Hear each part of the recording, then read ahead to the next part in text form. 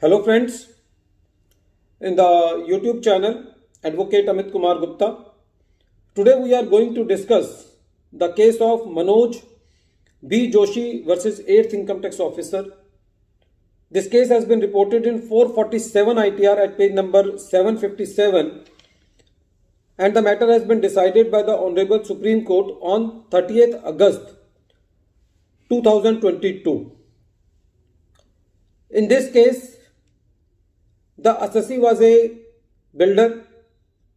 The assessee collected from various customers the advance money for which the assessee builder entered into a memorandum of understanding with the developer that the developer will purchase the land, will complete all the formalities and will build a residential colony and give flats to the various customers. Basically, there were three parties, one customer, second builder and third was developer. Here the case is of builder who was collecting the amount from the customers and giving this amount to the developer. When this amount was given and the developer received this amount, after receiving the amount, the developer made every efforts to purchase the land, but he was not able to purchase the land and complete all the formalities for developing a residential colony, due to which the project of developing the residential colony get abandoned and the developer has to give the amount back to the assessee builder, and in turn the assessee builder returned this money to the customers. Apart from this amount, the developer also paid 29,11,000 to the builder as compensation. The assessee was saying that this is compensation, it is a capital receipt, it should not be taken as income under section 2 subsection 24, but the assessing officer was saying that the assessee is in the nature of developing the residential colony with the help of developer. He was in the business of real estate. So this amount is part and parcel of the income of the assessee and it should be taxable. So the assessing officer added this amount into the income of the assessee. The assessee preferred appeal to the CIT appeal, where the assessee lost. Then the assessee also lost its case in ITAT and High Court also.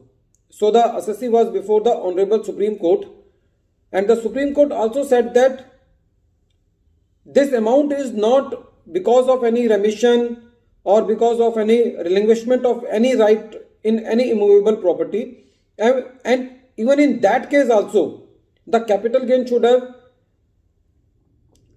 been levied on the assessee. But in this particular case, since the amount received is termed as compensation, by that it does not become a capital receipt. The Supreme Court said that the assessee is into the business of real estate and this amount has been received by the assessee as a part and parcel of the business of the assessee.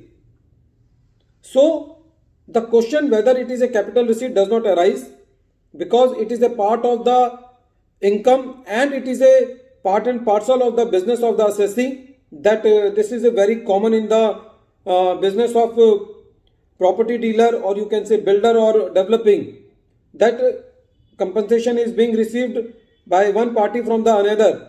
So this compensation becomes part of the income of the assessee.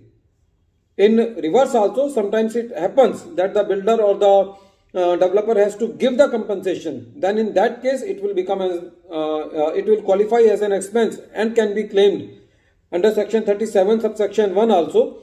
So in this particular case, only because giving the name to the amount received as compensation does not free the assessee from not taking the amount as an income of the assessee. So the Supreme Court said that this is not a capital receipt, this is a revenue receipt and it should be taken as income of the assessee.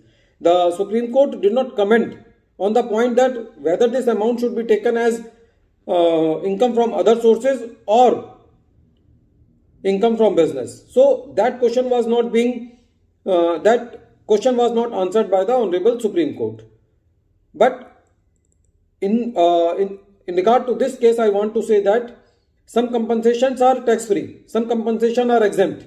Like when the assessee receives the compensation from the insurance company for any accident which happens to the assessee. But that doesn't mean that every compensation which will be received by any person in any regard will be tax free. That is the main crux of this case law. At the end of this video, once again I am repeating the name of the case. The name of the case is MANOJ B. Shah versus 8th Income Tax Officer and others. Thank you, friends.